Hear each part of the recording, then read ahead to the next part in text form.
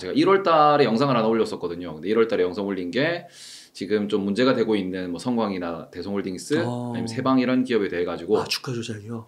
이제 그 부분에 대해서 요렇게 올라가는 패턴은 많이 위험하고 이게 누군가의 기획일 수도 있으니까 조심하셨으면 좋겠다라고 이제 라이브를 방송을 하다가 고민을 많이 했어요. 이거를 유튜브에 올려도 될까라는 생각에 고민을 많이 하다가 그래도 일단 유튜브에 남겨놓자 싶어서 남겨놨는데 그게 그 당시에는 욕을 많이 먹었어요. 뭐 이게 뭐 기업이 좋으니까 올라가는 거고 안 좋으면 떨어졌겠지라고 하면서 좀 욕을 많이 먹었다가 최근에 그 내용에 대해서 밝혀지면서 이제 조금 어떻게 보면 감사하게도 이제 주식 하시는 분들은 텔레그램이나 이런 걸 많이 아실 거예요. 텔레그램 채널에 제 영상이 공유가 좀 되고 있다고 하더라고요. 아, 그렇구나. 네, 그러면서 이제 댓글이 되게 어떻게 보면은 감사하고 또 귀여운 게 성지순례 왔습니다. 뭐 올해 하는 일 잘 되게 해주세요. 주식 오르게 해주세요. 아니면 뭐 면접 붙게 해주세요. 이렇게 댓글들이 달리시면서 조금은 이제 올라가고 있습니다. 아, 그러니까 이 영상이 최근에 이슈가 돼서 찍은 게 아니라 네. 이미 올해 1월에 2, 3개월 전에 찍었던 거군요. 네네. 그 라이브 방송을 하면서 한 작년 내도록 어떻게 보면 장이 안 좋은데도 올라가는 주식이다 보니까 궁금해하시는 분들이 많았고 보다 보니까 올라가는 패턴이 뭐 누군가가 좋아서 산다, 뉴스가 나와서 산다 이런 것도 아니고 특징적인 게 대주주가 물량이 많은 종목인데 거래량이 없고 그리고 그런 종목에서 유통 주식 수가 좀 적다라고 하죠.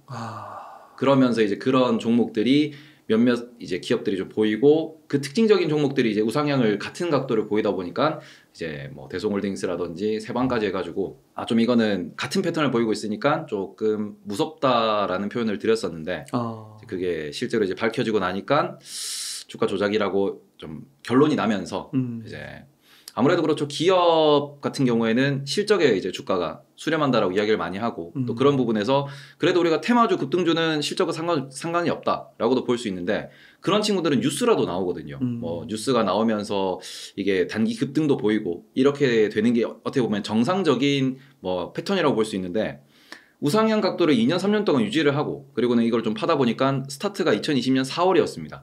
2020년 4월에는 공매도가 금지가 됐거든요. 그럼 제도적으로 어떻게 보면은 올라갈 때 누를 수 있는 힘이 사라지는 종목들이 존재하고 그 종목에서 상장은 되어 있을 때 약간 상장사로서의 어떻게 보면 거래가 안 되는 종목들을 좀 타깃으로 잡고 뭔가 이렇게 좀 뒤에서 이슈가 생기지 않았나. 그 부분에 대해서 좀 위험할 것 같습니다라고 말씀드린 부분이 정말로 좀 위험했던 부분이었다. 네. 그러니까 우선은 그 주식 방송 중에서 네. 그 주식 방송은 워낙 시의성이 있어가지고 네. 불과 진짜 한 뭐 일주일이 뭐야 한 2, 3일만 지나도 그렇게 역주행을 하는 영상은 거의 없거든요. 거의 없죠. 네. 와, 근데 1월에 찍어놓은 게 이렇게 역주행을 했다는 거 테이버님의 예측 능력을 또 빛을 보신 게 아닌가. 이게 예측이라기보다는 저는 이제 제 시청자분들이나 제 방송을 보신 분들도 항상 말씀하시는 게 저는 싸게 사는데 싸게 팔아요.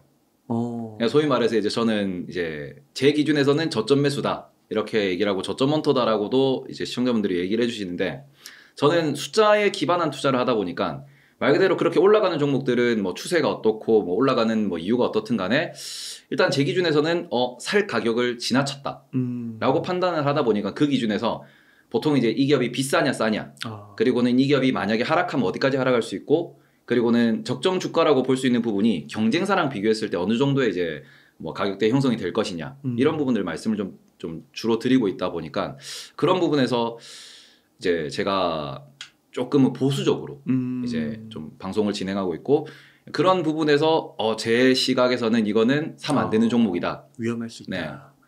그러면 주가 조작이라고 네. 그 당시 그 영상에도 언급을 하신 건가요? 기획작일 수 있다.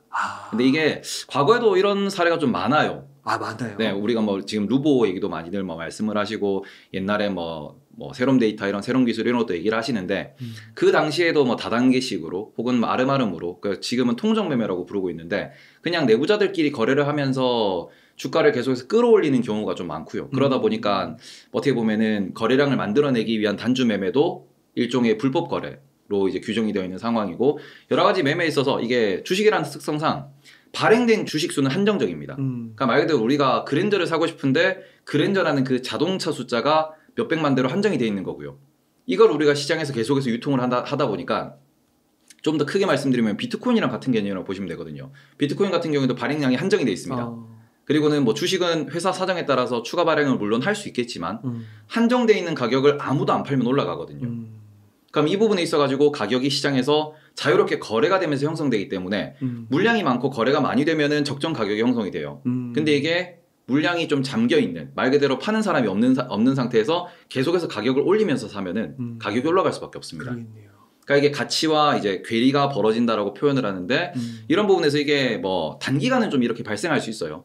근데 이게 몇 개월, 몇 년 동안 장기간 발생한다 그러면은 분명히 문제가 생길 수밖에 없다라는 점. 그러니까 이번에 문제된 곳 네. 뭐 한 6개에서 8개 정도 그 기업들은 몇 년 전부터 준비했다고 그러더라고요. 네네네. 몇 년 전부터 계속 우상향을 그린 건가요? 이게 거래량 기준으로 특정할 수는 없겠지만 이제 성광이라는 기업이 제일 먼저 출발했기 때문에 보시면은 2019년부터 어떻게 보면은 약간의 뭔가 변화가 있었어요. 그러고 난 뒤 2020년도에 코로나가 터지면서 그 이후에 공매도가 금지되다 보니까 꾸준히 우상향을 보이게 됐던 거거든요. 그리고는 그게 이제 통하다 보니까 다른 종목도 또 다른 종목도 지금도 공매도가 금지돼 있어요? 네, 지금도 그런 종목들은 이제 공매도가 안 됩니다. 그렇구나. 네. 또 그런 거 보면 또 공매도 얘기가 좀 많은데 어떻게 보면 또 순기능이 발휘하지 못했다라고 얘기할 수도 있겠네요. 그런데 최근에 오른 종목 중에서 다우데이터라는 종목이 있는데 그 종목 같은 경우에는 우상향을 보이다가 한번 눌렸고 다시 올라가는 모습을 보였어요. 근데 그 종목은 공매도가 되는 종목이었거든요. 그렇구나. 근데 됨에도 불구하고 많은 돈으로 오랫동안 준비를 해서 끌어올려 버리고 특히 지금 거래된 종목들이 대부분 지주사라고 부르는 개인들이 거래를 잘 안 하고 기업 가치 자체가 항상 저평가되어 있는 종목들을 중심으로 이제 저평가된 종목이 우상향을 한다, 제대로 된 평가를 받으러 간다라는 이런 시나리오 가지고 이제 올라간 부분이다 보니까 조금은 문제가 커지지 않았나. 그러니까 이렇게 약간 주가 조작을 할 수 있는 기업의 주식의 특징은 지금 말씀해 주신 대로 뭐 대주주가 지분을 좀 많이 갖고 있어서 유통되는 물량이 좀 적고 상대적으로 그 다음에 지주사 이런 것들 그리고 싼 거, 큰 흐름이 없는 거, 변동성이 없는 거군요. 그런 걸 노리는 거군요. 네, 그리고는 한 가지 좀 걱정스러운 거는 약간은 이거는 저의 아직까지는 의심입니다. 의심이 뭐냐 그러면은 막 검찰이나 이런 데서 규제 당국에서 밝혀지면은 뭐 결론이 나겠지만서도 제가 방송에서 자주 말씀드리는 부분이 대주주도 사람이다. 주가가 많이 올라가면은 대주주도 분명히 매도를 한다. 살펴보시면 매도 물량이 조금씩은 있어요. 그런데 이게 바닥에서 10배씩 올라갔는데 대주주가 매도를 안 한다 그러면은 둘 중 하나거든요. 이게 대주주가 우리 기업 가치가 여기까지 올라가도 합당하다, 합리적이다라고 생각하는 경우나 아니면은 뭐 주가에 대해서 전혀 관심이 없을 수도 있고 그게 아니면은 그런 소문을 알고 계실 수도 있어요. 근데 이런 부분에 있어가지고 경영권이라는 측면에서 경영권이 중요하니까 매도를 안 했다라는 뭐 그런 결론으로 날 수도 있겠지만 저는 조금 이게 걱정스러운 부분이 워낙 많은 분들이 이게 이 사건의 피해를 보고 또 얽혀 있는 이 상황 속에서 과연 그죠, 조금 위험한 발언이긴 한데 대주주분들은 정말 다들 모르셨을까? 말 그대로 본인 기업이 상장돼 있다라는 거는 그 대주주 혹은 그 회사를 경영하는 경영자 입장에서도 책임이 있거든요. 그런데 이런 부분에 있어가지고 예를 들어서 삼성 같은 경우에는 어떠한 풍문이 돈다 그러면은 바로 공시가 나와요. 공시가 나오면서 우리가 어떠한 이런 사업을 하는데 우리는 거기에 대해서 지금 뭐 고려는 하고 있지만 확정된 사항이 없습니다. 그런 걸 해줘요. 네. 이게 어떻게 보면 상장사에서 책임이거든요. 그렇죠. 근데 그런 부분에서 몇 년간 주가가 올라갔음에도 불구하고 제대로 된 뉴스도 없고 공시도 없고 이게 IR이라고 하는데 주주들의 피해를 안 주기 위해서 하는 거군요. 네. 어떻게 보면 우리가 이렇게 경영을 하고 있으니까 우리 방향성은 이거니까 시장에서 어떻게 해석을 하시든 간에 이런 부분이 좀 해석의 여지에 따라서 우리는 이렇게 명확하게 의사를 표현하니 알아서 해석을 하십시오. 라고 하는 게 어떻게 보면 IR팀의 존재인데 그런 부분에서 그죠 뭐 주주분들 중에서 실제로 IR팀에 문의를 하시고 회사를 찾아가신 분들도 계시겠지만 대부분의 투자자는 그거를 그러니까 지금 피해자분들이죠. 피해자분들은 그런 것 없이 투자를 좀 하셨을 거거든요. 내 돈을 맡긴다라는 측면에서 우리는 또 소통할 수 있는 창구도 있는데 그게 어떻게 보면 이번 피해를 좀 더 키웠던 것 같고요. 저는 개인적으로 우리나라에서 이렇게 기업들이 IR하는 과정에서 뭔가 미래의 비전에 대해서 제시를 많이 안 하고요. 또 주주분들도 그런데 관심이 좀 없으세요. 그러니까 미국 같은 경우에는 엔비디아가 다음 분기에 얼마를 벌 것입니다. 어떤 사업을 하고 있고 어떤 방향으로 성장을 합니다라는 거를 명확하게 밝히는데 우리나라는 그런 부분이 그죠 하는 기업도 있지만 대부분의 기업이 좀 안 하고 넘어가는 경우 뭐 실적만 공시하고 그러니까 주주총회를 가보신 분들은 아시겠지만 주주총회가 그냥 밥 먹는 자리라는 우스갯소리 그리고는 그냥 거수기다 라고 하는 이런 우스갯소리 좀 많이 나오기 때문에 이런 문화는 점점 좀 바뀌어야 되지 않을까 이렇게 좀 생각을 하고 있습니다. 그러니까 피해액이 커가지고 네. 참 안타깝긴 하지만 이걸 계기로 진짜 그런 쇄신되는 뭐 문화라든지 그런 게 좀 만들어지면 좋겠네요. 제도적으로 또 완비되는 그런 게 있으면 좋겠고 그러면은 우선 그 기업들은 IR이나 이런 게 좀 진짜 좀 상대적으로 많이 부족했다라고는 볼 수가 있는 걸까요? 부족했다라기보다는 어떻게 보면은 유튜버 입장에서도 구독자가 올라가고 댓글이 막 달리고 이럴 때 댓글을 달아주시는 분이 계시고 댓글을 아예 어떻게 보면 차단하는 분도 계시고 그 다음에는 뭐 그냥 댓글이 달리든 말든 냅두는 분이 계십니다. 근데 지금 같은 케이스는 댓글을 차단했다 혹은 답변이 없었다 라고 볼 수 있는 부분이죠.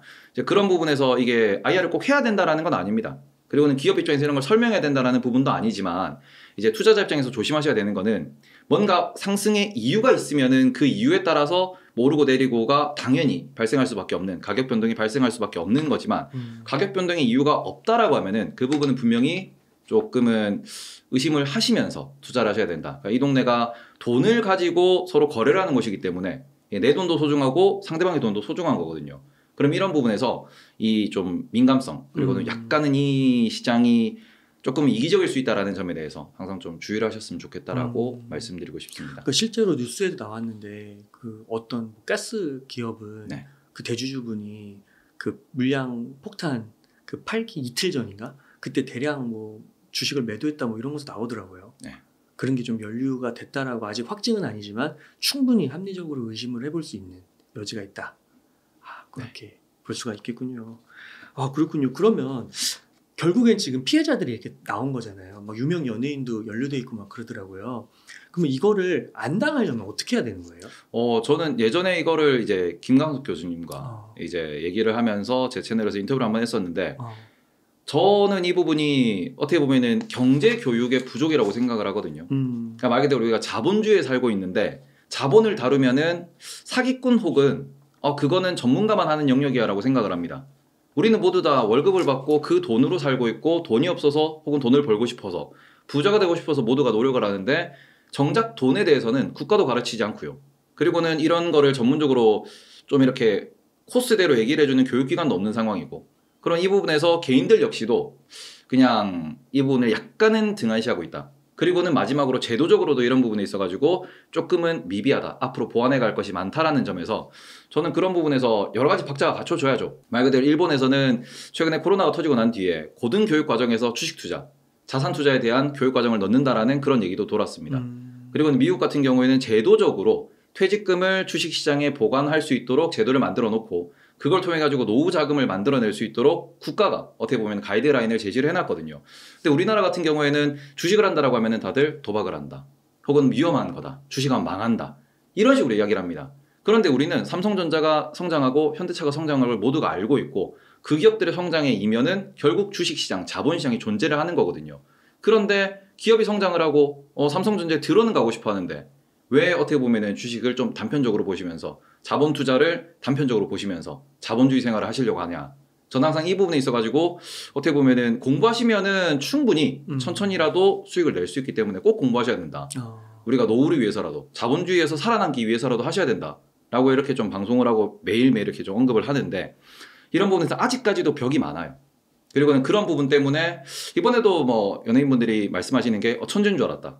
나는 그걸 모른다. 물론 이게 면피성 발언일 수도 있는 거고 정말로 본인의 업무가 바쁘기 때문에 그리고 오늘 또 오면서 라디오를 듣는데 기자분이 이렇게도 얘기하시더라고요. 연예인분들은 어려서부터 연예계 생활했기 때문에 어떻게 보면 사회화가 조금 부족할 수 있다.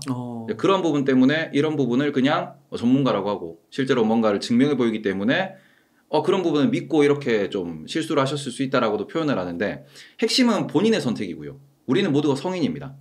그럼 성인의 관점에서는 내가 선택한 것에 대해서 책임을 져야 된다는 게 성인의 한 가지 어떻게 보면 도덕적 의무인데 이 부분에 있어가지고 내가 몰랐기 때문에 라는 부분은 조금은 바꿔야 되는 문화이지 않나 라고 생각을 하고 있고 이런 부분에서는 이게 그 사람한테 모든 탓을 돌릴 수도 없는 부분이고 방금 아까 말씀드렸다시피 제도적으로 그리고는 그 모든 사회 전반적인 분위기 환경 자체가 조금씩 바뀌어야 되지 않나 그리고는 바뀌어야지만 저 개인적으로는 이제 한국 사회도 앞으로 더 발전할 수 있다라고 생각을 하기 때문에 그런 부분에서 많이들 좀 노력을 해주셨으면 좋겠다. 뭐 저도 노력을 하겠다. 이렇게 말씀을 드리겠습니다. 그러니까 전반적으로 금융교육, 주식투자 이런 관련해서 조금 디테일하게 공부할 필요가 있는 거고 그러면 조금 더 디테일하게 그 투자적인 관점에서는 뭐 지주사라든지 만년 저평가된 뭐 그런 자산주라든지 대주주 지분이 많은 거라든지 이런 거는 좀 피해도 될까요? 저는 이런 부분에서 10년 차트를 보셔라. 우리가 어떻게 보면은 이 사람이 과거에 어떻게 살아왔는지를 보면은 이 사람의 뭔가 앞으로도 보인다. 습관을 보고 그렇게 옆에서 지내다 보면은 좋은 사람인지 나쁜 사람인지 알게 된다고 하는데 주식시장은 정말로 우리가 착하게도 차트를 5년, 10년, 길게는 상장 이후 30년, 40년 데이터도 다 보여줘요. 그러면은 이 친구가 내려온 친구인지 옆으로 가는 친구인지 올라가는 친구인지 올랐다 내려오는 친구인지 이게 보여요. 그럼 그 관점에서 올랐다 내려오는 친구는 이 친구는 욱 하면은 뭔가 이게 업텐션이 됐다가 다시 떨어지는 친구구나. 쭉 올라가는 친구는 잘 성장하는 친구구나. 쭉 떨어지는 친구는 이 친구는 계속해서 좀 깔아앉는구나. 큰 트렌드가 보이거든요. 그리고 그걸 확인하시고 난 뒤에면 실수를 많이 줄이실 수 있어요. 그리고 지금 종목들 같은 경우에도 어떤 종목들은 너무 밑에서 출발해서 계속 떨어지는 종목이 존재하고요. 어떤 종목들은 최근에 여기에서 조금 올라왔다가 떨어졌다가 요렇게 다시 가는 친구들이 존재합니다. 말 그대로 이게 뭐 급등 전이든 뭐 급락 이후든 어떻게든 간에 과거 데이터를 보시면은 지금 현재 상황과 앞으로의 방향성도 보이기 때문에 뭐 주린이 분들이라고들 많이들 표현을 하시는데 어떻게 보면은 첫 경험에서 혹은 뭐 처음으로 크게 물린 종목들 같은 경우에는 대부분 이제 저한테 이렇게 어떻게 해야 돼요? 라고 하실 때 제가 10년짜리 차트를 딱 보여드려요. 그러면 라고 하세요. 그리고는 저도 물리고 난 뒤에 봤는데 해결 방법이 없습니다. 라고 하세요.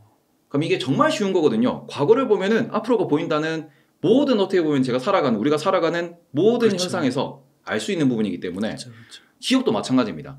근데 이 부분을 어떻게 보면은 단기적인 수익만 노리고 뭔가 다른 사람한테 들은 상태에서 들어왔다가 실수하는 경우가 대부분이기 때문에 장기 차트는 꼭 보셨으면 좋겠다. 그래서 여기서 이유를 찾으시고 이렇게 투자를 하시면은 좀 더 좋지 않을까. 그래서 마냥 피하기보다는 그 중에서도 좋은 종목들이 분명히 존재를 합니다. 그래서 이게 지주사라고 꼭 피해야 될 것도 아니고 대주주 물량이 많다고 꼭 피할 것도 아니에요. 예를 들어서 LG에너지솔루션, 삼성바이오로직스 대주주 지분이 80%예요. 그럼에도 불구하고 2차 전지 혹은 삼성이 밀고 있는 바이오 시밀러 시장 같은 경우 혹은 바이오 위탁 생산 같은 경우에는 우상향을 할 가능성이 매우 높거든요. 앞으로 성장하는 산업이니까요. 이런 부분에서 어떻게 보면은 산업도 좀 공부를 하셔야 되고 우리의 미래도 공부를 하셔야 되고 그리고는 주식적인 기술도 모두 알 필요는 없지만 어느 정도는 뭐 기업 분석 보고서라든지 아니면은 뭐 이렇게 나오는 뭐 유튜브 중에서도 좀 정리를 잘 해주신 분들이 많이 계십니다. 그런 것만 좀 보시더라도 어느 정도 방향성은 보인단 말이죠. 그러면은 최소한의 관심을 가지고 최소한의 공부를 한 뒤에 실전 경험을 해보시면은 내가 뭘 더 공부해야 되는지를 알 수 있고 이 부분에서 좀 더 보완해 나가시면은 그렇게 어렵지 않다는 거. 기술이기 때문에 운전처럼 화장처럼 저는 당구처럼이라고 많이 표현을 해요. 당구가 손기술이 중요하다 보니까 그 손기술에서는 경험이 매우 중요한 거고 그 경험을 쌓아 나가시면은 충분히 이 시장에서도 성공하고 살아남을 수 있다라는 점을 말씀드리고 싶어요. 그렇군요. 그러면은 그 주가 조작 이게 드러났잖아요. 지금도 다른 곳에서는 다른 주식으로 돌아가고 있을 수도 있다고 볼 수 있을까요? 많죠. 그래요? 네. 이게 어떻게 보면 한국 시장의 어떻게 보면 장점입니다. 유동성이 많고 변동성이 크고 빠르게 왔다 갔다 하고. 반대로 얘기하면은 그 과정에서 수많은 작전, 세력, 큰손이라고 표현하는 어떻게 보면은 돈이 있는 분이 뭐 중소형 기업을 좋다 생각해서 계속 사세요. 쭉 올라가겠죠. 한 사람이 쭉 사서 올라가고 난 뒤에 거기에서 많이 올랐네? 그런데 생각에 또 호재가 터졌어요. 그러고는 시장에다가 나는 그 재료를 보고 그 뉴스를 생각하고 샀는데 많이 올랐네? 매도! 이러면 쭉 떨어지죠. 이거를 작전이라고 표현을 할 거냐? 이걸 세력이라고 표현을 할 거냐? 아니면은 뉴스에 의한 선반영과 재료 소멸로 볼 거냐? 이 부분은 보는 시각에 따라 다릅니다. 그러게요. 그래서 주식을 어떻게 보면은 어렵다고도 표현할 수 있는 거고 반대로 보면은 본인의 기준을 딱 정하시면은 이런 거는 안 사면 돼라고도 하실 수 있는 거거든요. 그래서 모든 게 작전이고 모든 게 주가 조작은 아닙니다. 근데 그것과 유사한 케이스는 지금도 많은 종목에서 지금 이 순간에도 거래가 되고 있을 거예요. 그래서 그 부분에 대해서는 색안경만 끼지 마시고 논리적으로 혹은 이유를 찾으면서 이게 뭐 떨어질 종목이지만 더 올라갈 힘이 있는 건지 아니면은 바닥에 있기 때문에 올라갈 힘이 있는 건지, 그것도 아니면은 계속 떨어질 종목일지, 이런 부분을 찾으시면은 좀 더 이제 기술적으로 완성될 수 있다라고 말씀을 드릴게요. 지금 이제 이렇게 문제가 된 뭐 8개 종목 외에도 진짜 그런 작전이 걸려 있는 네. 그런 게 있을 수도 있잖아요. 자기가 그렇죠. 투자 자기도 모르게 하고 있을 수 있잖아요. 네. 지금은 뭐 우상향 하는 것 같은데 네. 언제 또 이런 일이 터지면 진짜 뭐 이틀 만에 반토막 이상 나는 거잖아요. 네. 한번 살펴보실 필요도 있을 것 같아요. 오늘 테이버님께서 얘기해주신 그런 가이드라인을 가지고요. 네. 요즘은 좀 어떻게 보고 있으신가요? 저는 계속해서 일단은 못 먹어도 고라고 외치고 있습니다. 네. 못 먹어도 고? 네. 제가 지난번에 여기 왔을 때도 네. 3월에 은행 SBB가 터진 이후로는 이제 뷰를 완전히 바꿨습니다라고 말씀을 드리고 있는데, 왜냐 그러면은 확실히 시장의 심리가 돌아섰고요. 그럼 제가 1, 2월에는 1월에 오를 때도 계속 걱정되는 게, 정말 고금리 상황에서 이자가 높다라는 거는 돈을 땡기는 비용이 올라간다라는 거기 때문에, 그러면은 말 그대로 우리가 긴축이라고 표현을 하죠. 시장에 이제 돌고 있는 유동성이 줄어드는 거고요. 그리고는 특히 작년에 주식이 됐든 채권이 됐든 위에서 물린 돈들이 못 빠져나와요. 움직이지 못하는 돈이 늘어나고 있는 상황에서 시장에서 새로 만들어지는 돈은 줄어듭니다. 이러면은 뭔가 사서 올라가자, 혹은 여기가 위험한데, 혹은 내가 이쪽에 돈을 넣어야지 하는 이 유동성이 줄어들 수밖에 없고요. 이렇게 되는 상황에서는 분명히 문제가 터져요. 그래서 고금리가 되면은 아무래도 좀 현금성 자산을, 그러니까 완전 말 그대로 현금을 늘리고 좀 안전하게, 그리고 좀 배당을 받을 수 있고 좀 저평가되어 있더라도 그래도 좀 이렇게 현금 흐름이 좋은 기업을 사셔야 된다고 말씀을 드리는데, 그 부분에 있어가지고 결국에는 3월에 터졌습니다. 은행이 터졌어요. 네. 그럼 제가 고금리가 되면서 걱정스럽습니다, 우려스럽습니다 말씀드린 부분이 나타났는데, 그게 이틀 만에 해결이 됐습니다. 또다시 뱅크런이 발생할 수 있다고 표현을 하고 있습니다. 월스트리트에서 되게 심각하게는 바라보고 있는데, 이것 때문에 그래서 증시가 폭락할 거냐 그러면은 저는 이렇게 말씀드리죠. SBB를 막았는데 퍼스트 리퍼블릭은 왜 안 막을 거냐. 그러게요. 하나 막고 또 안 막으면은 차별이 되고, 이걸 안 막으면 다른 애들이 더 흔들리지 않겠냐. 맞아요. 막아야 됩니다. 그러면은 또 막게 될 것이고, 그러면 증시의 심리는 박살나는 거 다 막아주네, 올라가자가 되는 거죠. 그리고는 최근에 미국 시장 보시면은 실적 잘 나오는 기업에 돈이 몰리고 있고요. 그게 빅테크니까 지수가 올라가요. 그러니까 우리나라는 지금 삼성전자랑 하이닉스랑 뭐 현대차도 실적은 잘 나왔지만 자동차 시황에 대해서 조금 부정적이거든요. 이런 부분에서 그래서 지금이 바닥이고 더 올라갈 수 있는 업종이 뭐냐, 지금이 바닥이고 더 어떻게 보면은 지금부터 사야 되는 업종이 뭐냐 그러면은 반도체가 지금이 바닥이라는 시그널은 계속 나옵니다. 그런데 문제는 언제 올라가는데 하면은 내년에 올해 말에. 그래서 돌리면은 빅테크는 얘들 지금 당장 올라가네, 맞아요. 하면서 나스닥이 올라가고 있는 거거든요. 그러니까 우리나라도 빠지진 않을 거예요. 하지만 올라가려면 시간이 걸릴 겁니다. 네.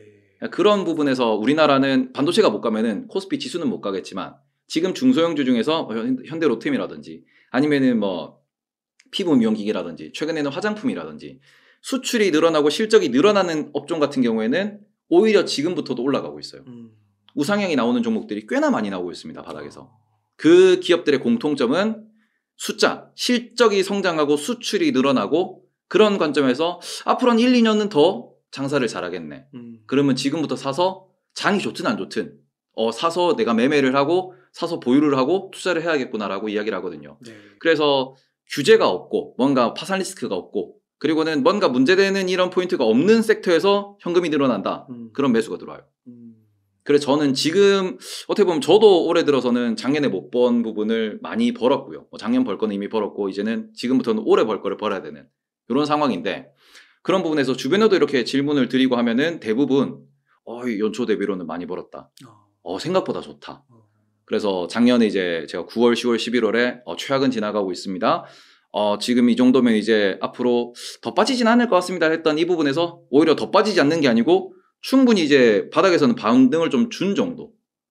여기서는 앞으로 이제 언제 올라갈지를 생각할 만한, 그러니까 정상화는 어느 정도 됐다. 과매도는 돌아왔다. 이렇게 볼 수 있는 부분이고, 여기서 좀 더 빠질 걱정을 했던 부분, 파산나고 뭔가 이게 위험할 것 같고 부러질 것 같고 하는 이 부분도 어느 정도 해결책이 보이니까, 그럼 이제 한 고비만, 두 고비만 넘기면 돼.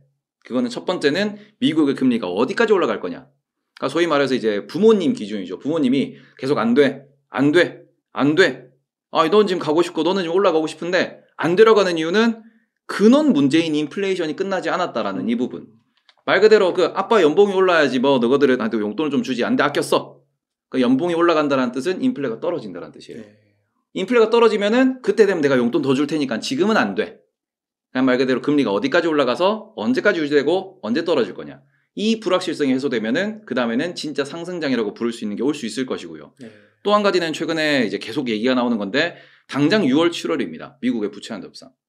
이 부분은 달러가 정말로 어떻게 보면은 단기 부도를 낼 수 있다라는 부분이기 때문에 네. 그런 부분에서 오늘도 새벽에 또 한국 시간 기준 새벽에는 그 하원 의장이죠. 케빈 메카시 의원이 바이든 대통령을 상대로 당신 지금 아무것도 액션을 취하는 게 없다.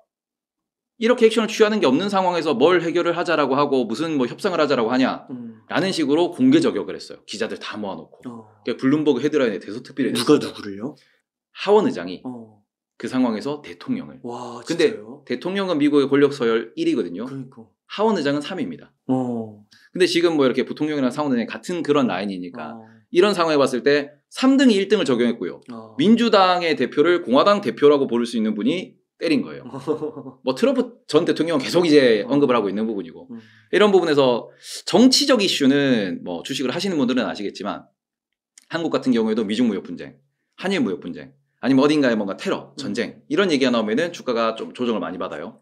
근데 그런 부분에서 미국 자체의 정치적 이슈다 보니까 이 부분에 대해서는 미국 내에서도 글로벌에서도 경계를 하고 특히 한국 같은 경우에는 미국의 수출이 또 많은 편이고 중국의 수출이 또 많은 편이죠. 미중 분쟁에 미국 안에서도 분열이 있다 보니까 문제가 있다 보니까 지금은 조금은 조심하자라는 분위기는 있는데 반대로 이게 해결이 되면은 오히려 더 완만하게 올라가다가 금리나 인플레가 잡혔다는 얘기까지 나오고 경기가 확장된다는 얘기가 나오면 오히려 성장하겠죠.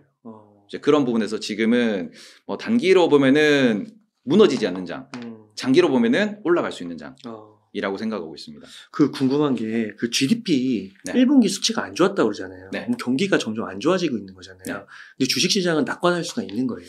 지금 어제 나온 데이터에서는 GDP가 1.1% 정도 이제 어떻게 보면 소포치로 나왔는데 이 부분을 세세하게 뜯어보면은 핵심적으로 나온 포인트는 이거예요. 기업이 투자를 줄인다. 근데 이 부분 우리나라도 삼성전자, 하이닉스를 보시면은 투자를 연기하고 있거든요.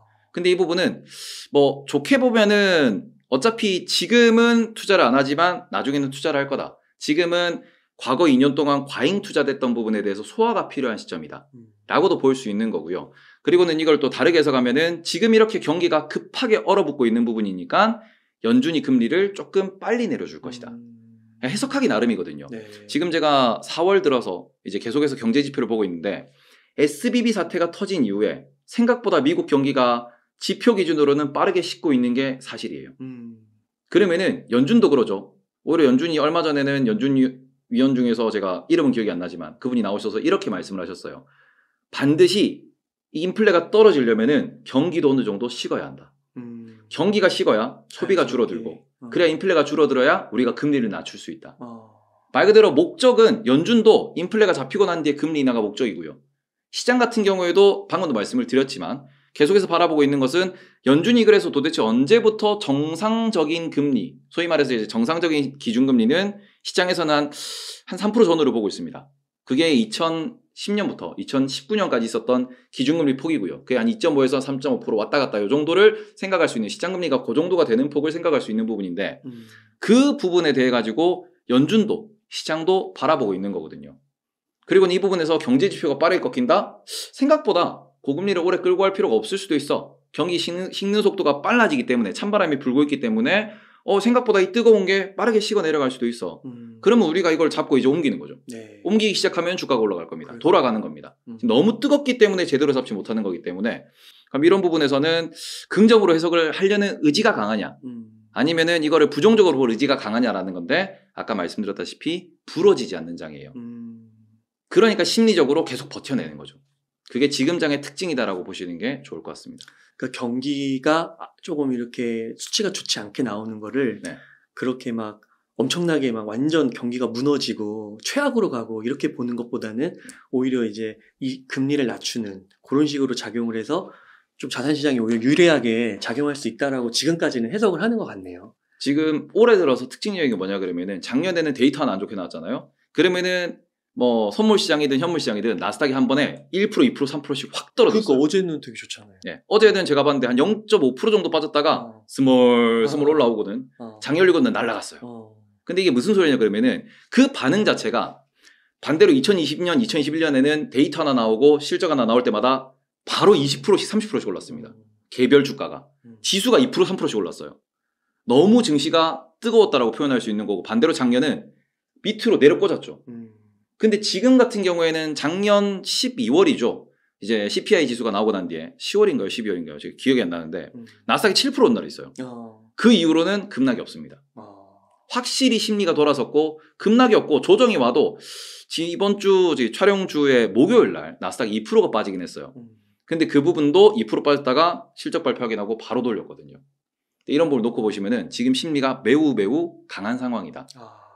그래서 이런 부분은 시장을 투자하심에 있어서도 심리도 매우 중요하거든요. 심리가 좋으면 좋을수록 조금 고평가, 비싸도 산다라는 마인드가 미래를 보고 내가 매수한다라는 마인드가 있다 보니까 조금 어떻게 보면 따라 붙는 모습을 보이시는 게 좀 더 맞는 투자법이고요. 아직까지는 그게 빅테크에 한정돼 있어요. 근데 그게 전 세계 증시로 퍼질 때가 되면은 모두 고를 수 있을 겁니다. 빅테크의 실적은 전반적으로 좋은가요? 저는 이번 실적에서 핵심적으로 바라보고 있는 게 아마존도 실적 발표에서 광고 매출이 늘었습니다. 라고 얘기를 했고요. 메타, 우리가 페이스북 같은 경우에도 오히려 매출이 작년 대비 올랐어요. 그걸 확인하면서 시장이 와 하면서 15%나 뛰었습니다. 근데 메타에 대해서 계속 안 좋게 얘기한 게 매출이 줄어든다. 온라인 광고가 줄어들고 있고 단가가 떨어지고 있다. 그럼 너네는 매출 성장이 일어나기 어려울 것이다 라고 표현을 했거든요. 그래서 우리가 메타 같은 경우에는 실적 발표 전에 계속해서 보는 게 감원으로 얼마나 비용을 아끼고 너네가 지금 메타버스로 계속 뭐 손실을 보고 있다라고 하는데 VR, AR 혹은 새로운 플랫폼을 개발하는 데 있어서 몇십 조를 때려붓고 있거든요. 그 때려붓는 돈에 있어서 너네가 그 비용을 얼마나 효율적으로 쓰고 얼마나 줄일 것이냐. 그래서 말 그대로 너네가 생존을 위한 현금 흐름을 얼마나 만들어낼래라고 봤는데 오히려 폭등한 이유는 매출이 늘었습니다. 온라인 광고가 좋아요. 근데 이게 구글도 마찬가지고요. 그 다음에는 뭐 마이크로소프트도 마찬가지고 얘기하는 게 지난 분기 때 IR 3개월 전에는 정말 안 좋을 것 같다라고 얘기를 했거든요. 심지어 마이크로소프트는 2년간 클라우드 B2B 시장이 안 좋을 거다. 그렇기 때문에 우리는 가이던스를 보수적으로 제시한다 그랬는데 이번 분기 들어서는 생각보다 좋다. 말 그대로 되게 안 좋게 전망을 했는데 생각보다 좋네요. 그런데 온라인 광고는 더 좋네요. 근데 온라인 광고 시장은 기업들이 비용을 지출하는 거거든요. 그렇죠. 경기 침체가 오면은 지출 비용을 줄인다. 첫 번째가 광고다 그러는데 오히려 광고 시장이 살아있다는 거는 생각보다 기업이 생각하는 심리는 나쁘지가 않다라고 보는 거고 이 부분에 있어가지고 그러면은 빅테크 기준에서는 생각보다 현금이 잘 만들어지니까 그럼 얘들이 지금 돌리고 실제로 이게 뭔가 금리 인하라든지 다른 부대적인 것까지 연결이 되면은 뭐 제조업도 좋아질 수 있고 그러면은 좀 더 이제 증시가 좀 피가 돌겠구나, 돈이 돌겠구나 라고 볼 수 있는 부분이기 때문에 저는 이번 실적 발표에서는 다른 무엇보다도 온라인 광고 시장의 매출이 늘어난다라는 부분이 핵심이지 않나 이렇게 보고 있습니다. 그렇군요. 그러면은 뭐 어떤 분들은 뭐 3분기나 4분기 정도에 미국 경제에 한 번 더 큰 충격이 있을 것이다라고도 내다보고 그러시기도 하더라고요. 네. 그런 거는 좀 어떻게 생각하세요? 그거는 연준도 인정한 부분이죠. 연준 같은 경우 파월 의장이 나와가지고 지난번에 FOMC에서 우리가 하반기 때 우리가 의사록에 나와 있는 부분인데 하반기에 경기 침체가 이제 높은 확률로 올 것 같다라고 얘기를 하고 지금 월스트리트에 있는 그 펀드 매니저들이나 많은 전문 경제인들한테도 이제 질문지를 돌려도 60%에서 70%를 얘기합니다. 하반기에. 네. 그런데 문제가 이 경기 침체가 우리가 소위 말해서 대한민국 IMF처럼 리만 브라더스가 터지고 난 이후에 2009년, 10년, 11년 이때처럼 그리고는 코로나 직후에 뭐 한두 달에 완전 셧다운 기간처럼 얼어붙는 걸 얘기하는 게 아니고 전 분기 대비 네. 전년 대비 성장이 좀 안 좋으면서 실업률이 살짝 올라가는 그 부분에서 경기 침체가 있을 수 있다라고 얘기를 해요. 근데 지금 경기 침체가 온다라는 단어가 작년 초부터 있었습니다. 그런데 실제로 작년에 우리가 경제학적으로 혹은 개념적으로 경기 침체라고 표현하는 거는 미국의 GDP가 혹은 뭐 어떤 국가의 GDP가 전 분기 대비 마이너스 성장을 두 분기 6개월 동안 마이너스 성장을 기록을 하면은 경기 침체다 라고 얘기를 해요. 근데 이게 실제로 작년에 기록이 됐습니다. 그럼 이 부분에서 무슨 얘기를 하냐 그러면은 잘 가던 GDP가 떨어졌어요. 마이너스 갔다가 다시 올랐어요. 근데 이거는 기저효과 때문이다. 너무 많이 올랐으니까 마이너스 난 거고 조금 쉬어간 거다. 다시 정상적이지 않냐 이런 얘기를 하는 것도 어떻게 보면은 제가 계속 이런 표현을 드립니다. 코로나 이후에 너무 우리가 큰 충격을 받았기 때문에 떨어졌다가 돈을 많이 풀었고 파도가 쳤어요. 그럼 이 파도는 요렇게 정상화돼야 됩니다. 이 과정에서 플러스도 갔다가 마이너스도 갔다가 하는 거예요. 근데 이런 부분에 있어가지고 정말 박살 날 거냐 그러면은 핵심은 여전히 시장에 돈이 많고요. 네. 문제가 생기면 돈을 풀어서 막고 있는 중이고요. 그럼 문제 없이 어떻게 보면 안정화시키기 위해서 계속해서 노력을 할 거다라는 측면에서는 경기 침체가 올 가능성 저도 높다라고 생각을 해요. 약간의 전분기 대비 마이너스 성장이라든지 뭔가 조금 실업률이 뭐 지금 3.5%에서 4%대까지 올라간다든지. 근데 그럼에도 불구하고 사람들이 살아간다라는 이 역동적인 환경 속에서는 심각한 말 그대로 뭐 지수가 30%씩 폭락하는 그런 경기 침체는 오기가 어렵다. 그리고 핵심적인 거는 이번에 우리도 이제 CFD로 레버리지라는 것에 대해서 좀 경각심을 갖고 있지만 우리나라만 레버리지가 높은 게 아니에요. 미국도 레버리지가 매우 높은 상황이기 때문에 지금 뱅크런에 대해서 걱정하는 것도 하나가 무너지면 다 무너진다거든요. 근데 이게 만약에 뭐 경기 침체가 심해져서 막 20% 30% 떨어진다 그러면은 연준 입장에서도 혹은 미국의 정치권 입장에서도 중국과 경쟁을 해야 되고 미국 내에 뭔가 이렇게 소비가 사라지고 이게 소비가 살아가면서 계속해서 경제를 돌려야 되는 혹은 정치적으로 권력을 유지해야 되는 입장에서 막아야지. 이게 떨어진다? 안 된다는 거죠. 그런 부분에서 파멸적인 위협은 없다. 막을 수밖에 없다. 그러겠네요. 그래서 그 파멸적인 위협이 뭐 경기 침체가 얕게라도 뭐 올해 말에 나올 수 있어도 그걸 또 막아줘서 그게 내년이나 내후년으로 계속 미뤄지는 거예요. 뭐 언젠가는 뭐 파멸적인 게 올 수도 있겠는데 그게 1년, 2년, 3년 늦어지면 그거 기다리다가 투자 안 하면은 다 날리는 거잖아요, 수익을. 그러니까 그렇게 보면은 너무 비관하면서 너무 몸을 사릴 필요는 없는 것 같다. 종합적으로 봤을 때. 그 아까 부채 한도 협상 좀 얘기하셨는데 이건 어차피 되는 거 아닌가요? 약간 그 부분이 지금 어떻게 보면은 과거에도 그런 부분 때문에 어차피 될 거야. 왜 이렇게 늦지? 그리고는 실제로 이제 우리 트럼프 대통령 시절에는 한 달간 정부가 셧다운 됐죠. 그때도 이랬어요. 될 거야. 어차피 할 거잖아. 너네 할 건데 왜 도장 안 찍어? 돈이 없는데 월급이 안 나오는데 왜 안 찍어? 하다가 결국에는 극단까지 이제 대립을 하다가 도장을 찍었어요. 근데 지금 이번에도 걱정하는 게 그거죠. 이번에도 어떻게 보면 공화당의 스탠스나 민주당의 스탠스를 보면은 너무 극명하게 갈리고요. 전 세계적으로 이거는 뭐 약간 정치적, 지형적 얘기지만 한국도 마찬가지입니다. 이번에 브라질의 대통령 선거, 프랑스의 대통령 선거를 보시면은 대부분 1, 2% 내외의 당선이에요. 완전히 양분돼 있습니다. 그렇구나. 근데 이거는 미국도 다르지가 않아요. 그럼 이 상황에서 한 표 한 표가 소중하기 때문에 결국에는 목소리를 끝까지 내야 돼요. 그렇구나. 이게 정치적 특성이거든요. SNS가 보급되면서 결집이 되면서 양분되는 케이스가 점점 늘어나고 이게 예전에는 격차가 막 20% 30% 나던 게 점점 줄어듭니다. 이러면은 한 표 한 표 혹은 하나하나의 언사가 너무 중요하고요. 특히 아시잖아요. 모든 게 기록되는 시대예요. 그러면은 그 부분에 있어가지고 계속해서 본인이 나는 끝까지 이런 걸 얘기했고 나는 끝까지 우리 당을 위해서 혹은 우리 미국을 위해서 혹은 나는 이런 정책을 위해서 나의 뭔가 이 정책적인 방향성을 위해서 이걸 끝까지 주장을 했다. 그래야 나중에 본인이 또 정당하게 그쵸. 혹은 본인의 논리를 강화할 수 있는 부분이니까 이런 부분에서 지금 그쵸 공화당의 하원 의장이 대통령을 상대로 기자를 모아놓고 인터뷰를 했다. 이거는 말 그대로 본인의 뭔가의 이미지 강화를 위한 정치적 행보거든요. 이런 것들이 계속 관찰되는 상황에서 쉽게 오케이 하면은 너 그때 그 말 왜 했어? 이렇게 얘기가 나오는 거고 거기 끝까지는 안 갈 거예요. 그런데 그 부분에서 도대체 너네 언제까지 안 할 거냐고 덜컹할 수 있다는 거죠. 그렇죠. 그리고 이게 또 채권 투자자 기준에서는 실제로 내가 투자했는데 투자한 거에 대한 채권 수익률 이자가 지급이 안 되는 거예요. 뭐 나중에는 지급이 되겠죠. 그러네요. 그런데 이게 당장 돈이 막히는 거거든요. 또 어떤 이슈가 터질 수도 있는 거고. 그러면 또 채권에서 혹은 뭐 레버리를 썼던 분이 뭐 어떻게 되면 채권에서 갑자기 파산이 날 수도 있는 거고. 이런 불확실성이 시장을 흔든다라는 거죠. 그래서 이게 저도 해결될 거라고 생각합니다. 왜냐하면 해결이 안 되면 달러가 이제 골로 가는 거기 때문에 해결은 돼야 되지만 그 동안의 정신적인 이게 좀 정치적인 스트레스가 좀 남아있다 정도를 보시면 좋을 것 같습니다. 그러면은 만약 현금과 주식의 비중 한 100이라고 했을 때 몇 대 몇으로 가져가면 좋을까요? 저는 주식을 지금 7에서 8. 아, 그 정도로요? 네. 실적이 잘 나오면은 아까도 말씀드렸다시피 부채로 떨어지면은 올라와요.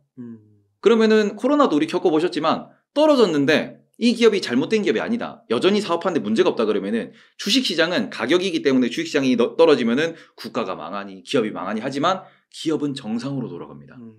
그러면은 다시 떨어져도 올라오겠죠. 그럼 적정가라고 생각하는 애들, 성장할 거라고 생각하는 애들은 지금 사셔도 문제가 없어요. 떨어질 게 무서워서 안 산다? 안 떨어지면? 항상 그런 식으로 어떻게 보면 시장이 돌아갔기 때문에 그 부분에서는 긍정적으로 보시고 성장하는 기업의 적정가를 찾으셔가지고 그냥 매수하시고 운 좋게 그냥 안 떨어지고 올라가면은 좋은 거고 그리고는 20, 30%를 말씀드린 이유는 그 20, 30% 현금을 들고 계시다가 혹시나 떨어졌으면 네. 더 사야죠. 그걸 위한 시드. 그리고는 혹시나 떨어졌을 때 내가 모든 돈을 넣어놓으면 생활이 안 됩니다. 그게 전업 투자라든지 시드가 크신 분들 같은 경우에는 돈이 필요할 수 있거든요. 한 번 떨어지면은 짧게는 3개월이겠지만 길게는 2년씩 갑니다. 그래서 이 뭐 1년, 2년 동안에 뭐 저는 한 6개월 정도 생각을 하는데 생활비도 분명히 있어야 된다라는 부분에서 비상금은 있어야 되니까 20, 30% 정도는 현금을 보유하시는 게 맞다. 그러면 지금 투자할 주식에 대해서 적정가를 산정하는 방법을 알아야겠네요. 예, 그 부분이 정말 어렵기 때문에 공부를 많이 하셔야 돼요.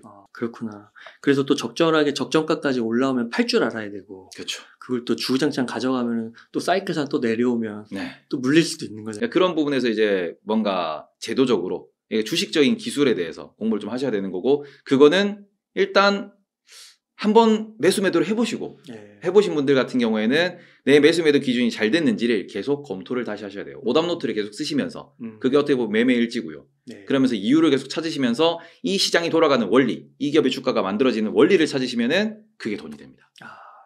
그러면 테이버님 혹시 뭐 좀 지금 봤을 때 네. 이건 적정가 대비해서 좀 많이 떨어졌다. 그래서 요거는 조금 담을만 하겠다. 네. 그렇게 보시는 좀 기업 있으세요? 저는 개인적으로 방송에서 말씀드리는 거는 뭐 하이닉스. 특히 반도체 중에서도 삼성전자는 좀 무겁다 보니까 하이닉스 같은 경우에는 지금부터 한 1년, 2년 정도 보유하실 생각이면은 충분히 수익이 날 수 있는 종목이다. 이렇게 말씀을 드리고 그 다음에는 뭐 개인적으로는 통신주도 괜찮지 않나. 왜냐면은 경기 방어주고 고배당주고 그리고는 우리가 뭐 클라우드 얘기도 많이 하는데 KT도 그렇고 SKT도 그렇고 클라우드 사업을 합니다. 특히 KT 같은 경우는 해외 클라우드 사업도 많이 하고 있어요. 최근에 뭐 M&A도 많이 하고 있고. KT가요? 네. 그런 부분에서 뭐 KT는 해외 진출, 해외 클라우드 사업 이런 부분에서도 이제 현금 흐름을 계속 만들어내고 있다 보니까 괜찮다. 그 다음에 SKT 같은 경우에도 배당을 번 돈의 70%씩 줘요. 그런 부분에서 또 제도적으로도 우리나라의 그 통신 3사는 외국인의 지분 한도가 50%밖에 안 됩니다. 그러니까 50% 이상을 가질 수가 없어요. 그런데 이 부분에 대해서 이건 약간 구시대적인 좀 규제다 하면서 풀어주려는 움직임도 있어요. 풀어주면은 외국인은 배당 7%짜리를 살 거예요. 그러면은 지금 배당 6, 7% 정도면은 은행 이자보다 높은 상황이고요. 앞으로 숫자가 늘어난다. 그리고는 뭐 앞으로 통신은 계속 좋아질 거다라고 하면은 이런 부분에서 이것도 한 1, 2년 정도 보면서 모아가시는 것도 괜찮다라고. SK텔레콤은 또 분기마다 주더라고요. 네. 지금 많이 싸더라고요, 진짜. 네. 괜찮은 것 같아요. 근데 이게 통신주가 약간 미래가 없다고 그러잖아요. 성장성. 재미없죠. 네. 그리고 알뜰폰 얘기하더라고요. 네. 알뜰폰으로 갈아타는 사람들이 그렇게 많다면서요. 네네. 그런 건 좀 어떻게 생각하세요? 알뜰폰도 기존에 어떻게 보면은 제가 바라보는 통신주는 인프라 사업자예요. 바닥에 망을 깔아놓고 어떻게 보면 이렇게 전 국토에 망을 깔아놓고 그거를 이용하는 비용을 고객한테 받고요. 회사한테 받아요. 그러니까 B2C도 하고 B2B도 하는 거거든요. 그리고는 그 돈으로 중간중간 클라우드 센터를 만들어 놓고 인터넷으로 왔다 갔다 하는 모든 전기에 대한 모든 데이터에 대한 비용을 청구하는 겁니다. 그러면 알뜰폰 사업자는 어떤 인프라망을 쓸까요?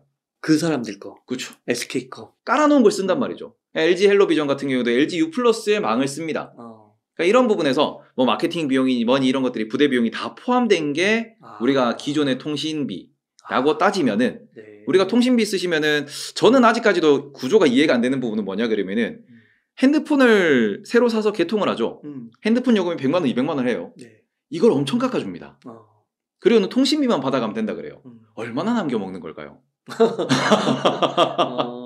그런 부분에서 기업 같은 경우에는 말 그대로 돈을 위해 돌아가는 기업이고 매년 성장을 하는 거를 보여주는 통신사업자들이고 여기에서 배당도 늘려준다라는 부분이거든요. 알뜰폰으로 넘어간다 해서 막 이게 기업 실적이 반토막이 나고 주가가 반토막이 나는 오히려 늘더라고요. 그런 케이스는 없을 것이다. 너무 걱정은 안 하셔도 된다. 그리고는 대한민국 기업의 특성이죠. 쌓아놓은 돈이 너무 많아요. 그런 부분으로 무엇이든 신사업을 할 수 있기 때문에 너무 크게 걱정은 안 하셔도 된다. 그러니까요. 네. 저도 사실은 SK텔레콤을 지금 좀 보고 있는데 네. 그러니까 이게 보니까 알뜰폰으로 넘어가서 네. 그 주가가 하락하고 있다 네. 이렇게 해석하는 분들도 있는데 그건 좀 과도한 해석이라고 보시는 건가요? 네, 그거 같은 경우에는 일단 최근에 뭐 2차 전지도 그렇고요. 반도체도 그렇고요. 다른 걸 살 게 있어가지고 이게 2022년 차트를 보시면은 2022년도에 다 빠졌는데 통신은 오히려 올랐어요. 그럼 작년에 오른 걸 팔고 작년에 빠진 걸 사는 거는 포트폴리오 측면에서도 당연한 거거든요. 네. 근데 이 부분에 있어서 빠지면 빠지는 이유를 붙이고요. 그럼 더 빠질 것처럼 얘기해요. 네. 오르면 오른 이유를 붙입니다. 더 오를 것처럼 얘기해요. 그러니까 개인 투자자는 더 오를 것처럼 얘기하는 온라인 주식을 사고 그리고는 이게 떨어지면은 더 빠질 것 같으니까 거의 손절을 해요. 다시 올라가죠. 그러니까 주식에 있어서는 본인의 기준, 본인의 공부, 본인의 실력이 제일 중요한 이유가 여기 있는 겁니다. 요즘에 그 SK텔레콤 광고 보니까 네. 그 뭐죠?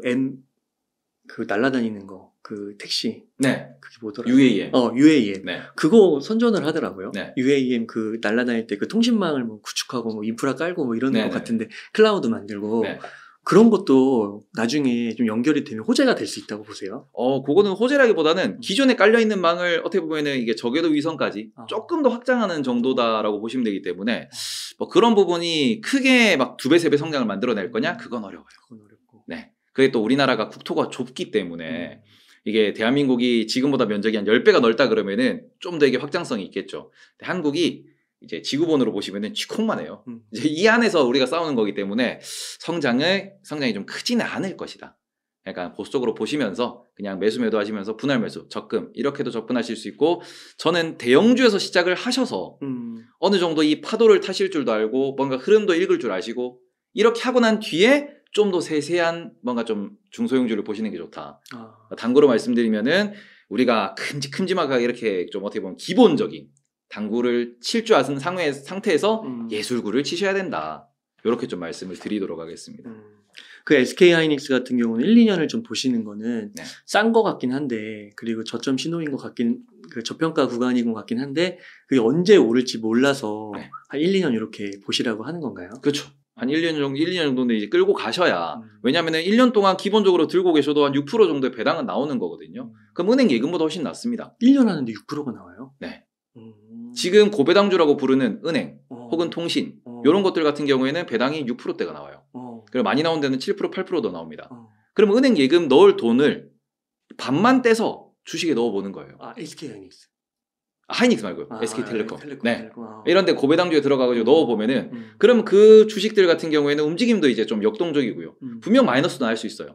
근데 이게 왜 마이너스가 나는지 왜 플러스가 나는지를 계속 공부해 보시면서 예금과 비교를 한 1, 2년만 해보시면은 예금 절대 못합니다. 그러니까 내가 보수적으로 투자하더라도 예금보다는 무조건 좋아요. 근데 이 부분에 있어서 본인이 체득하셔야 돼요. 본인이 느끼셔야 돼요. 그러니까 본인이 느끼시면은 그 다음부터는 세상이 바뀝니다. 이런 말씀으로 처음에는 좀 대형주에서 해보셨으면 좋겠다라고 말씀을 드리고 하이닉스는 대형주 중에서도 안정성보다는 성장성 혹은 큰 사이클을 타는 산업이거든요. 그러니까 이런 부분에서 지금 미국에서 마이크론이라든지 인텔이라든지 아니면 엔비디아나 마이크로소프트 그 쟁쟁한 기업의 CEO들이 지금부터 투자를 한다. 그리고는 지금이 바닥이다. 앞으로 2, 3년은 우리가 투자를 해야 된다고 밝히고 있습니다. 그럼 그런 부분에서 그죠 경쟁업체인 마이크론도 CEO가 나와가지고 이번이 바닥입니다. 우리는 2025년까지 우상향을 할 수 있습니다. 라고 얘기를 했거든요. 그 우리나라도 지금 보시면 삼성전자가 겨우겨우 흑자를 했고 반도체만 적자가 뭐 4조 이렇게 쌓였다. 하이닉스는 적자가 어마어마하죠. 적자가 쌓였다라고 하는데 이거보다 더 안 좋아질 거냐 그러면은 모두가 입 모아서 아니다. 지금이 바닥이다. 네. 지금보다 안 좋아지면 다 망해요 회사. 그러니까요. 네. 그 지수적으로 봤을 때도 작년 말에 그때 사야 된다고 많이들 얘기하셨고 바닥이라고 얘기하셨는데 못 사잖아요. 그렇죠. 그러니까 이게 참 지금 어떻게 보면은 그게 반도체 쪽으로 이게 딱 그 데칼코마니처럼 벌어진 게 아닌가 싶기도 하고요. 꼭 말씀드리고 싶은 게 작년 연말에 못 사서 지금 떨어지면 사야지라고 하시는 분들이 정말 많이 계십니다. 그렇게 생각하시면은 분할 매수하세요. 지금부터 한 달 20일입니다. 혹은 뭐 2달 반, 뭐 3달, 50일에서 60일 정도 내가 1,000만 원 있으면은 50등분 하셔가지고 매일 분할 매수를 해보세요. 공부해서 관심 있는 좋다고 하는 종목에 대해서 좀 공부를 하셔가지고 매일 얼마씩을 사보세요. 매일 한 주씩을 사보세요. 그거를 한 2, 3달만 끌고 가면은 이해가 돼요. 왜 사라고 하는지. 그리고는 왜 빠지면은 사야지라고 했던 그 마음이 잘못된 건지. 이 부분에 대해서를 이제 딱 그 체득을 하시면은 이걸 몇 번만 경험해 보시면은 완전 경험치거든요. 경험만 해보시면은 나는 앞으로 이렇게 투자를 해야 되겠구나. 그리고는 이제 좀 더 큰 파도도 보시고 작은 파도도 보시고 하시면서 돈을 버시면 됩니다. 네. 너무 좋은 것 같습니다. 그러면 테이버님 끝으로 시청자님들께 좀 하고 싶으신 말씀이나 강조하고 싶으신 말씀 일단 부탁드릴게요. 네. 제가 뭐 어떻게 보면은 맨날 저렴한 종목만 찾다가 2020년도도 그렇고 2021년도도 그렇고 많이는 못 벌었어요. 그래도 한 30% 보셨잖아요. 예, 그렇죠. 부끄럽게도 30-40% 정도씩을 벌었는데 많이 버신 분들은 10배도 벌었죠. 그런데 제가 한 가지 자신하는 거는 작년에 저는 안 잃었어요. 그리고 지금은 작년에 벌 걸 이미 장이 좋으면서 다 벌었습니다. 그리고 이거는 제가 매일매일 방송을 하기 때문에 시청자분들이 다 알고 계세요. 근데 이 부분이 핵심이 뭐냐 그러면은 그죠? 2년 벌고 1년 쉬고 또 지금 더 벌고 있는 중이에요. 그러면은 플러스 제로 플러스죠. 계속 쌓아나가셔야 돼요. 근데 주식시장에 딱 처음 뛰어드시는 분들 같은 경우에는 뭐 1년에 몇 배를 벌었대. 쟤는 뭐 해가지고 얼마를 벌었대. 차를 샀대. 뭘 바꿨대. 이걸 들으시고는 나도 쟤처럼 할 수 있구나예요. 근데 우리가 TV 나오는 나는 이렇게 공부해서 서울대를 갔습니다. 이런 친구들 보시면은 그 뒤에 있는 수많은 고생과 수많은 노력은 얘기를 안 하고 결국 우리는 서울대를 갔다. 네. 서울대 공부법만 취하려고 하십니다. 그렇죠. 주식시장도 마찬가지예요. 근데 이거는 돈이 걸린 겁니다. 말 그대로 그런 공부법은 내가 시간을 투자해보고 아니면은 안 되는구나 하고 다른 걸 하시면 돼요. 근데 자본주의에서 돈을 들여서 내가 직접 뭔가를 한다라고 하는 것은 내가 과거의 시간을 들여서 번 돈을 날리는 거죠. 그러면은 내가 지금부터 시간만 날리는 게 아니고 과거 시간도 같이 날리는 거예요. 그래서 저는 이런 부분에 있어가지고 지금은 그러니까 최근에는 어떻게 보면은 많이들 공부를 하셔가지고 많이 바뀌셨는데 아직도 보면은 여기를 안 좋게 보시는 분들도 많이 계시고 그 다음에는 아직까지도 무서워하는 분들도 많이 계세요. 근데 초보 운전 때는 무섭습니다. 근데 운전을 어느 정도 해보면은 너무 쉬워져요. 그리고는 운전이 당연해지죠. 그런 부분에서 어떤 사람들은 자율주행을 찾으십니다. 내가 자동으로 투자해주는 거 혹은 남이 투자해주는 거 찾으시는 분도 계시지만 자율주행을 못 믿는 이유도 어떻게 보면 남한테 투자를 맡기지 말라는 이유도 모두가 동일하거든요. 내가 스스로 실력을 기르고 내가 스스로 공부하면은 공부한 만큼 돈이 보여요. 처음부터는 안 보이겠지만 쌓으면은 돈이 보입니다. 이 부분에 있어서 꼭 다들 부자가 되셨으면 좋겠고 그리고는 부자가 되는데 저도 도움이 될 수 있도록 노력하고 싶고 나중에 돼가지고 저는 항상 말씀드려요. 제 주변 지인들이 강남의 한쪽 스트리트를 다 사가지고 제가 나중에 길을 하나 만들 겁니다. 테이버로드. 네, 그거 만들어질 때까지 열심히 하도록 하겠습니다. 네, 요즘에 급상승하고 있는 설명한 테이버 채널 많이 가셔가지고 지금 말씀해 주시는 그런 노하우들 쏙쏙 알면 좋겠네요. 배우시면 좋겠고요. 이렇게 해서 유튜브 채널 설명한 테이버의 테이버님을 모시고 이야기를 나눠봤습니다. 긴 시간 동안 유익한 사이트 많이 나누셔서 감사의 말씀 드립니다. 오늘 고생 많으셨습니다.